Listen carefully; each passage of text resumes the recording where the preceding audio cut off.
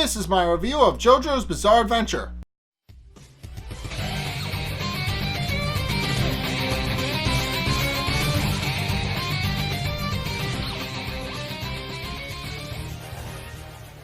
Okay, so this episode is probably one of the most interesting I've seen thus far. I'm just gonna keep saying that until it stops being true, aren't I? But yeah.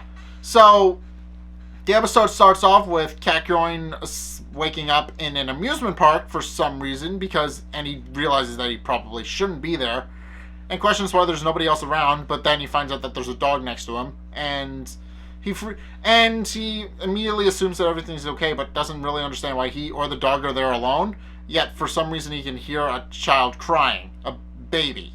So, at which point a balloon shows up holding a tarot card attached to the string, and he reads the tarot card to discover that he's actually in the realm of a stand called Death 13. And case in point, the tarot card suddenly comes to life, and Death 13 itself actually comes out and scratches Kakyoin's hand, leaving some blood, but more importantly, kills the dog.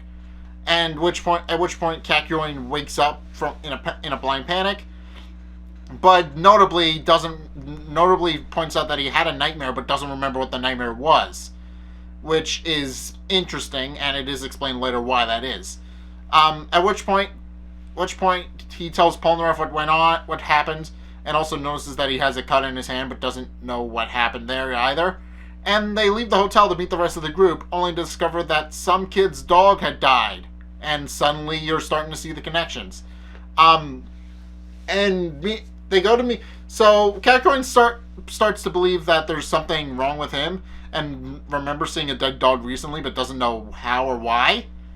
But then goes to meet the rest of the Joestar group after trying to piece together what's going on. But to everybody's surprise, Joseph is having trouble getting the plane rented because apparently they found a baby who's very sick and needs to see a doctor, but there are no doctors around there.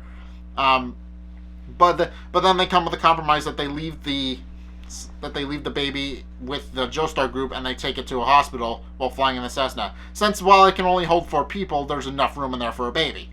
And they agree. They take the baby with them, but then it's also revealed in a conversation that the Joestar group doesn't see that they just kind of found the baby, and the baby just kind of wound up on the plane, even though it shouldn't have been on the plane. At which point, Kakyoin and Polnareff decide to nod off while they wait for them to arrive at their location, and are transported to the amusement park again while in their dreams. At which point they are attacked by Death 13 after trying to explain several times to Polnareff that he's dense and doesn't get it. Case in point, Death 13 even calls him out for being stupid and brutally tries to attack him by gouging out his tongue. But then the baby actually poops himself, and Polnareff is asked to change the diaper. At which point he fades from the dream, and Death 13 is adamantly upset about that. But also points out that he's not too concerned since he won't remember it anyway. And it's revealed that the way Death 13 works is that they can't actually remember what the dream is in, but all the danger is actually real. And they also find out that they can't actually use their stands in the dream, which makes it a little dangerous since only a stand can defeat another stand. So Kakyoin quickly realizes that there's a problem and kind of has a bit of a night terror trying to get the rest of the group's attention, but Death 13 restrains him and reveals that the baby is actually a stand user. At which point Kakyoin realizes that he's in great danger because he realizes that nobody's going to suspect the baby, so he realizes that he has to warn them somehow. And at first starts cutting into his arm, but that doesn't wake him up. But thanks to Kakyoin's night terror, as I'm going to call it, they accidentally wind up crashing the plane.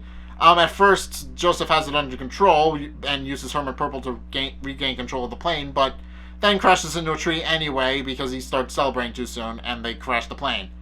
At which point, Kakyoin wakes up after realizing they crashed, and tries to figure out what's going on with him, until he realizes that he somehow cut the words baby stand into his arm. And after thinking about it for a moment, and after seeing the baby break eye contact with him, he begins to suspect that the baby is a stand user, after being told otherwise because he couldn't remember it. So he tries to confront the baby, but because it's a baby, he really can't do much in the way of actually fighting the baby, because the baby is kind of, well, it's kind of defenseless. It's it's a very demented baby, and it's also very smart, as the stands are supposed to accurately reflect the person's mindset. So, and Death 13 is very intelligent, which means that the baby is also very intelligent. But yeah, Catcoin realizes that without proof, he's going to need to find a way to convince the rest of the group that this baby is indeed a stand user, but he doesn't know how. So yeah, it's interesting. So this is basically a Freddy Krueger style stance that kills people in their sleep, but when they wake up, they can't even remember what the dream was, or even remember the stand. And to make matters worse, they can't summon their stand once inside the dream. So it's clear that they're not going to have a hard time fighting him, especially since they can't even remember what's actually happening. So yeah, this episode's gonna be interesting, and it is a two-parter. So we'll see how this goes. But yeah, that baby's terrifying. That should be obvious. The baby's terrifying. But more importantly, Death 13 is a very terrifying stand because it can just strike people from within their dreams, provided they're within, I'm assuming, the correct range of the baby. And it can kill them in their dreams, but eventually somebody is going to find the body. And also this is a very interesting stand, because how are you supposed to fight something that you can't even remember exists? That's just going to be interesting. But yeah, I'm getting a phone call. Alright. But anyway, yeah, I'm not entirely sure how they're going to face off against a stand that they can't even remember existing. So yeah, it's going to be interesting to see how Catcoin pulls it out of his ass. Because let's be honest, there's only one way he's going to do that, and is if he gets lucky. So yeah, it's going to be basically luck that he's managed to defeat Death 13. Because I'm really not sure how he's supposed to summon his stand to fight Death 13 while in the dream. So I don't know. There's probably something along the lines that'll help him there, but for the life of me, I can't figure it out. So anyway, yeah, if you guys have indeed enjoyed this episode of JoJo's Bizarre Adventure, what did you guys think? Let's get a discussion going in the comment section down below, or over on my Discord server, link in the description. Anyway, thank you guys so much for watching. If you enjoyed, be sure to like, comment, and subscribe. Also, be sure to follow me on Facebook and on Twitter in the description below. And also, check out my Patreon in the description below as well. It's only a couple bucks a month. It gives you guys access to a bunch of cool perks because I'm kind of obligated to give you guys something back in exchange for giving me money. So be sure to check those out in the description below as well. Again, it's only a couple bucks a month and it helps me out, so I definitely appreciate it if you did that. But anyway, thank you guys so much for watching. And until next time, I will see you guys in the next video. Peace!